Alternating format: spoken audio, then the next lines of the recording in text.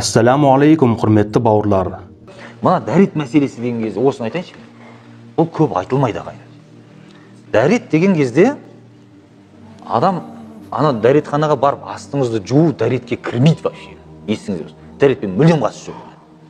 Түсінесіздер ме? Оны бір түсініп алайықшы жақсылап. Дәрет емес ол. Құрметті бауырлар, видеоға лайк басып, пікір қалдырып, және достарыңызбен бөліссеңіздер, нұр үстіне нұр болар еді. Сіздер үшін 1-2 секунд, ал біз үшін үлкен мотивация. Хадисте келгендей, кімде-кім жақсылық жасауға жол көрсетсе, сол жақсылықты жасаушы адамның сауабындай сауап алады.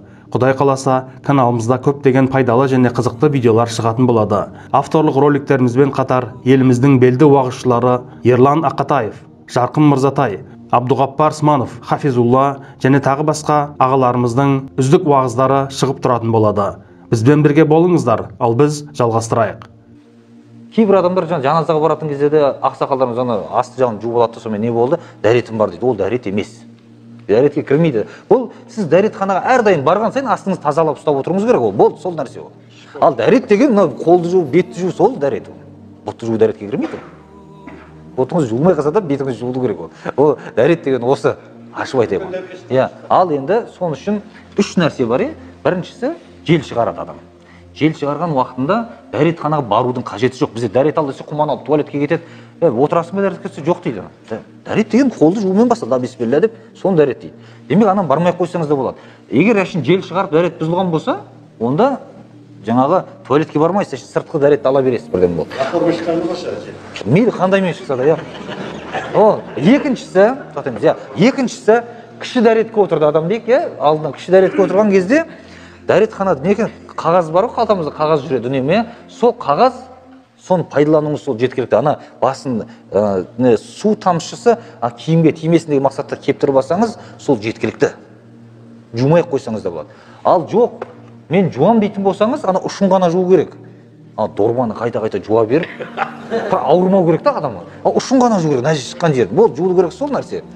Үшіншісі, одан кейінгісі үлкен дәретке отырған кезде, рас ондайда қағазбен тазаланып, су бар болса, жылы сумен жуып, қайтадан кептіру керек. Осылай дұрысы. Ал егер сумен жуатындай да мүмкіндік жоқ болатын болса, немесе су қатты мұздай болып, кез адам қолданамауы мүмкін. Қыс аяз болып тұрған болуы мүмкін. Ондайда тек қана қағаз қолдансаңыз, сол да жеткілікті болып есептеледі. Өйткені мына үлкен кісілеріміз білет, ана дәретханада кей кезде кесек тұрады. Ол кесек не үшін тұрады? Ол ана қағаз жоқ болған жағдайда ана кіші дәреттен ана тигізсеңіз сорып алады ана суды. Сөйтеді киіміңізді былғамайды. Соның үшін соған қолданады оны. Кіші дәреткенің. Ал пайғамбарымыз саллаллаху алейхи ва саллям сапарда жүрген кезде үлкен дәретке отырып 3 тас қолданды деп айтқандығы да бар. Қағаз жоқ, су жоқ, мысалы 3 тас қолданғандығы бар. Кейіннен сол дәрет алып намаз оқи берген. Артын жумаған ондайға. Демек не екен? Қағазбен тазаланғаныңыздың өзі ол жеткілікті болады деген сөз. Соның үшін жаңағыдай нәрсеге өтіп кетпеңіздер. Бұл не екен? Жел шығарған болсаңыз, бірақ дәрет қысып тұрған жоқ, туалетке бармайсыз. Сыртқы дәретіңізді алыңыз да намаз оқи беріңіз. Кіші дәретке отырсаңыз, қағаз қолданыңыз, су қолдансаңыз да, анау ұшын ғана жуыңыз болды. Сақтаңыз. Оны суық тигізіп алсаңыз, еркектігіңіз кетіп қалады ғой. Еркек сонысымен еркек қой негізді, атақ. Оныңыз болмаса есек болып қаласыз. Жұмыс істейсіз, түкке жармайсыз деген сөз да ол. Болмайды оны. Соның үшін қорғау керек. қағаз оқып қоямыз ғой мысалда, трап или қағаз оқып қоямыз. Сонымен намаз оқып бола ма? Болады ол, иә. Болады ол.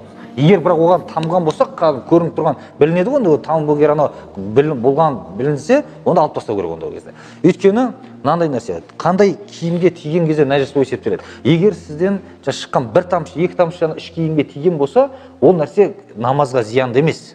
Оқи бересіз намаз, болады. Ол тек қана алақандай көлемді жаулап кететін болса, жайылып кететін болса сондай, алақандай көлемге, онда ол жарамсыз болып есептеледі. Бауырлар, видеоны соңына дейін көргендеріңізге Аллах разы болсын. Арнамыздағы басқа да роликтерге мән беріп көрсеңіздер. Назарларыңызға рахмет. Ассаламу алейкум ва рахматуллахи ва баракатух.